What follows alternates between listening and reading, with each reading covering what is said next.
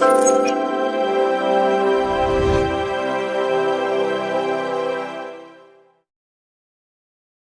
వివాహాది శుభకార్యములకు, పుట్టిన రోజులకు, మీటింగులకు అత్యాధునిక సదుపాయాలతో ప్రొద్దుటూరు వాసవి సర్కిల్ వద్ద నుంచి అతి సమీపాన మీకు అందుబాటు ధరలలో happy banquet AC function hall మీకు స్వాగతం పలుకుతుంది. మా ఫంక్షన్ హాల్ నందు వంట సామాగ్రి మరియు విశాలమైన కార్ పార్కింగ్, అతి తక్కువ మెయింటెనెన్స్ ఖర్చుతో ఏ ఫంక్షన్ అయినా మా happy banquet AC function hall నందు జరుపుకొని ఆనందాన్ని పొందండి. బుకింగ్ కొరకు సంప్రదించండి. మా సెల్ నంబర్ 9160600238 7799900211. నిన్నటి దినము ప్రొద్దుటూరు మాజీ ఎమ్మెల్యే రాచమల్లు శివప్రసాద్ రెడ్డి గారు ఓ 2-3 ప్రెస్ మీట్లు పెట్టినారు. 2-3 సార్లు చెప్పినారు. అందులో ముఖ్యంగా ప్రొద్దుటూరులో ఆయన ఏం డెవలప్మెంట్ చేసింది, అలాగే చట్టం బ్రహ్మాండంగా ఉంది, లా అండ్ ఆర్డర్ బాగుందని చెప్పినారు కదా.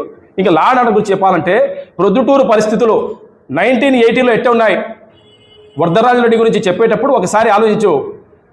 ఎవరు ఒక నాయకుని పేరు చెప్పాలంటే భయపడుతున్నారు. అలాంటప్పుడు ఆయన టీడీపీ టికెట్ తీసుకుని నిలబడితే ఆయన ఇండిపెండెంట్గా పోటీ చేశాడు. ప్రజల కోసము నేను ఉన్నాను అని చెప్పి ఆ గాలిలో కూడా 35,000 ఓట్లు ఇండిపెండెంట్గా పోటీ చేసి వరదరాజు గారు సాధించినారు. ఆ తర్వాత ఆయన విభేదించగా టీడీపీ తరపు నుంచి నిలబడినాడు. కంటిన్యూగా ప్రొద్దుటూరులో మర్డర్లు ఆగినాయి, దోపిడీలు ఆగినాయి, దొంగతనాలు ఆగినాయి. ప్రతి ఒక్క దానికి వ్యతిరేకమైన నేను ఒప్పుకుంటా, వరదరాజు గారికి ఎవరికైనా కొన్ని విభేదాలు ఉండొచ్చు, కానీ సిద్ధాంతపరంగా ఆయన గలాటాలకు కానీ, హత్యలకు కానీ, ఇంకొకటి ఈ గ్యామ్లకు కానీ ప్రతి దానికి ఆయన వ్యతిరేకము. ఎప్పుడైనా కానీ పోలీసులతో భయపడాలా ప్రజలు. ఎవరు భయపడాలా? తప్పు చేసేవాడు భయపడాలా, రౌడిజం చేసేవాడు భయపడాలా, గ్యామ్లింగు ఇవన్నీ మట్క ఆడేవాళ్ళు భయపడాలా. మామూలు వ్యక్తులు ధైర్యంగా ఉండాలా ఇలాంటి పోలీస్ కావాలని. ఇది ఎవరి హయాంలో ఉంది? బాగా చూడు. నీ హయాంలో కాదయ్యా, చంద్రబాబు గారి హయాంలో, వరదరాజు గారి హయాంలో.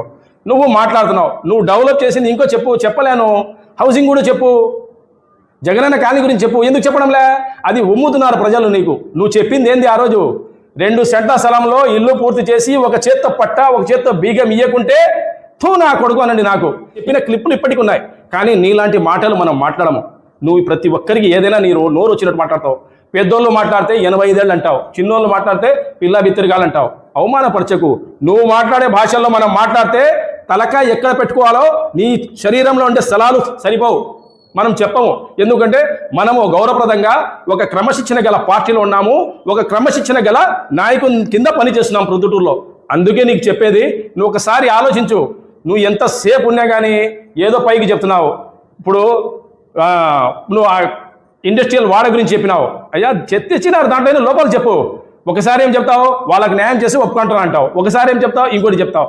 అవన్నీ వద్దు. ప్రొద్దుటూరు డెవలప్ అవుతుంది. నువ్వు చెప్పినా చెప్పకపోయినా ఖచ్చితంగా మనం డెవలప్ చేస్తాము. అన్నీ బ్రహ్మాండంగా జరుగుతాయి. నువ్వు ఎవరికి చెప్పాల్సిన అవసరం లే. నువ్వు ఇంకొకటి చెప్పాలంటే నీ గురించి బ్రహ్మాండంగా ఉంది, అది వివరంగా చెప్తా. నువ్వు మాట్లాడకయ్యా. మాట్లాడేటప్పుడు ఆలోచించు. వరదరాజు రెడ్డి గురించి మాట్లాడేటప్పుడు ఆయన దగ్గర నువ్వు ఈరోజు ఈ స్థాయికి వచ్చినావంటే, నాలాంటి వాళ్ళు స్థాయికి వచ్చినావంటే ఫస్ట్ నీకు కౌన్సిల్లో టికెట్ ఇచ్చిందే వరదరాజు రెడ్డి. కాంగ్రెస్ పార్టీ నుంచి మీ మేనమామ వారు చనిపోయింటే ఆయన బదులు నీకు ఇచ్చినారు చనిపోయినాక. ఆ తర్వాత నీకు ఇన్ఛార్జ్ చైర్మన్ చేసినారు. ఆ తర్వాత ఇన్ఛార్జ్ చైర్మన్ వైస్ చైర్మన్ చేసి ఇన్ఛార్జ్ చైర్మన్ చేస్తే నువ్వు పెద్ద ఆయనతో దేనికి విధించినావు? ఏం చేసినావు నువ్వు అలాంటి పని? నిన్ను ఎందుకు దూరం పెట్టినాడు? ఆ తర్వాత నువ్వు మాట్లాడేవాడివి. ఈరోజు నువ్వు మాట్లాడేటప్పుడు ప్రతి ఒక్కటి ఏదైనా కానీ ప్రజాస్వామ్యంలో మాట్లాడేది ఉంది, కానీ చులకన చేసి మాట్లాడకు.